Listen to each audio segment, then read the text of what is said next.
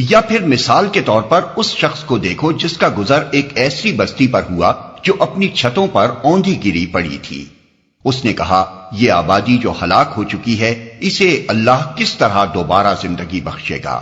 اس پر اللہ نے اس کی روح قبض کر لی اور وہ 100 برس تک مردہ پڑا رہا۔ پھر اللہ نے اسے دوبارہ زندگی بخشی اور اس سے پوچھا بتاؤ کتنی مدت پڑے رہے ہو؟ اس نے کہا 1 دن یا چند گھنٹے رہا ہوں گا۔ فرمایا تم پر 100 برس اسی حالت میں گزر چکے ہیں۔ اب ذرا اپنے کھانے اور پانی کو دیکھو کہ اس میں ذرا تغیر نہیں آیا ہے۔ دوسری طرف ذرا اپنے گدھے کو بھی دیکھو کہ اس کا پنجر تک وہ سیدھا ہو رہا ہے، اور یہ ہم نے اس لیے کیا ہے کہ ہم تمہیں لوگوں کے لیے ایک نشانی بنا دینا چاہتے ہیں۔ پھر دیکھو کہ ہڈیوں کے اس پنجر کو ہم کس طرح اٹھا کر گوشت پوست اس پر چڑھاتے ہیں۔